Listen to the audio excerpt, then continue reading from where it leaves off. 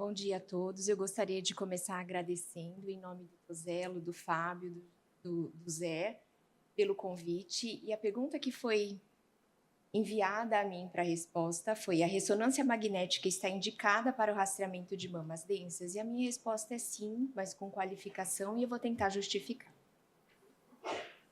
Todos sabemos que a densidade mamária é um fator complicador ao rastreamento mamográfico, porque... obrigada. Porque ela compromete sensibilidade. Então, nós buscamos métodos complementares para melhorar a detecção. Então, a ultrassonografia ela tem uma ótima sensibilidade, mas o ponto negativo é o falso positivo alto. A tomossíntese ela melhora a mamografia, reduzindo sobreposição tecidual, mas ela tem um ganho muito limitado em mamas extremamente densas. Então, é aí que a ressonância entra como uma lente funcional na avaliação da mama densa. A densidade mamária, ela funciona como um anteparo físico, levando a um efeito de mascaramento, reduzindo a sensibilidade mamográfica, além de abrigar um ambiente de maior proliferação epitelial e aumentando o risco de câncer de intervalo. E é por isso que um exame funcional vai aumentar a sensibilidade de detecção. A mama densa, a professora Filomena pode falar melhor do que eu, que é um ambiente procarcinogênico com maior proliferação celular. E qual é o problema? Mais de 40% das nossas pacientes, elas têm mama densa. E quase 60% dos cânceres ocorrem em mama densa. Então, se a densidade mamária aumenta risco, tem um efeito de mascaramento, tem maior chance de falha de rastreamento, então, por que não usar a ressonância, que é um teste baseado em vascularização e não depende de densidade mamária? Ela tem uma maior sensibilidade que a mamografia e ultrassom, e os estudos recentes mostram baixa taxa de câncer de intervalo. Então, quais são as evidências clínicas para a ressonância em mamas densas?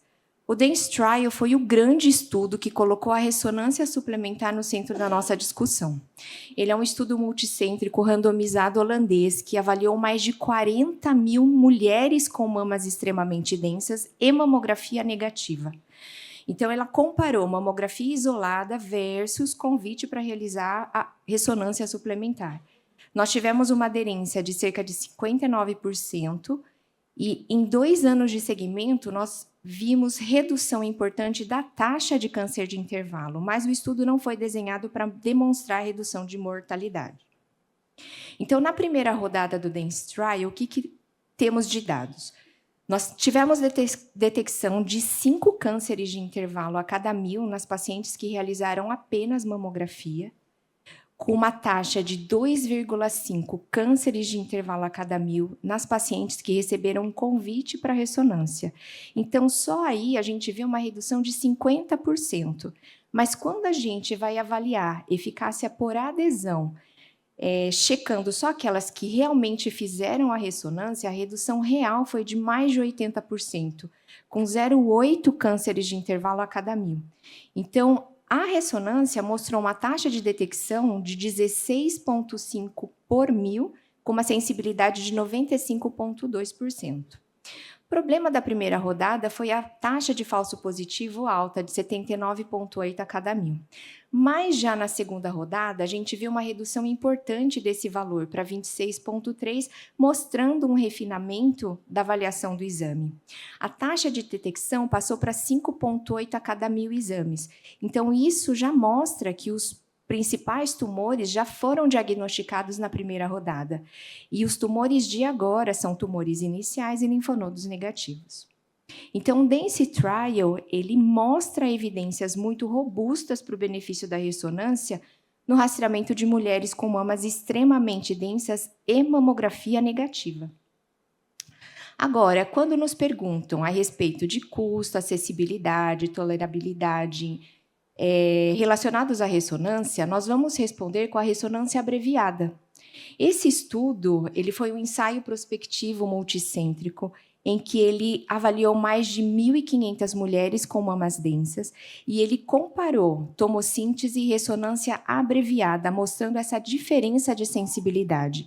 A tomossíntese mostra uma sensibilidade de 39,1% de detecção de câncer contra 95,7% na ressonância abreviada. E como funciona a abreviada? Nós cortamos uma boa parte do tempo de aquisição, diminuindo um tempo de realização do exame de 30 a 40 minutos para menos de 10 minutos, sem perder sensibilidade. Então, a ressonância abreviada, ela transforma um exame demorado em uma ferramenta propícia para uma triagem populacional com alto rendimento. E vendo a sensibilidade da abreviada, ela não perde para padrão, sendo que ela tem uma viabilidade operacional maior. Agora, quando a gente compara a sensibilidade de ressonância, seja ela padrão ou abreviada, ela é muito maior quando a gente compara com os demais métodos de imagem. E SUS? Lá no nosso serviço, nós validamos o protocolo abreviado de Botucatu e, depois da sua implementação, nós vimos redução do custo por diagnóstico e do tempo de máquina, com manutenção da acurácia clínica e com uma oferta de exames muito maior. Então, a ressonância, ela delimita muito bem a lesão, principalmente devido ao contraste. Mas é claro que, às vezes, a gente tem uma dificuldade de leitura do exame. E esse fenômeno se dá pelo BPE, que o que é? É o realce difuso simétrico do parênquima mamário pós-contraste e ele reflete vascularização e permeabilidade capilar desse parênquima. Ele pode ser modulado pelo ciclo menstrual, terapia hormonal ou pela própria atividade biológica do tecido mamário. Estudos recentes tentam mostrá-lo como um sinal de maior risco para o câncer de mama, principalmente nos níveis moderados e acentuados. E qual que é a hipótese? Que ela reflete um microambiente mais angiogênico e proliferativo. Então, o BPE ele vem agora como provável marcador de risco biológico. No entanto, ela pode dificultar a leitura em alguns casos, reduzindo sua especificidade. Então, dito tudo isso, o que dizem as nossas diretrizes? O consenso é para alto risco, ressonância, ok. A divergência começa quando a gente tenta ver densidade isolada. A Sociedade Europeia é a mais favorável, ela já recomenda a ressonância a cada 2 a 4 anos em mamas extremamente densas, mesmo em risco habitual. A CR, NCCN, ACS, eles consideram ressonância mais com riscos associados. A Task Force americana ela é mais conservadora, então ela acha que ainda não há evidência suficiente para rastreamento suplementar universal. E Brasil? As nossas sociedades, SBM, CBR, Febrasgo, elas já consideram ressonância bienal em mamas extremamente densas. Então, quando pensamos em avaliação de mama densa, nós temos que pensar em estratégias baseadas em risco integrado. E a densidade mamária ela deve sim ser interpretada em conjunto com outros fatores clínicos e biológicos. Assim, justificando o meu sim, a densidade mamária ela é sim marcador de risco, ela é fator de perda de desempenho de mamografia. A ressonância é o método suplementar mais sensível, principalmente em mama extremamente densa. O Dance Trial ele apoia a ressonância por reduzir câncer de intervalo. A ressonância abreviada ela preserva a performance com factibilidade operacional e a melhor estratégia é essa: rastreamento baseado em risco integrado e contexto assistencial. Obrigada.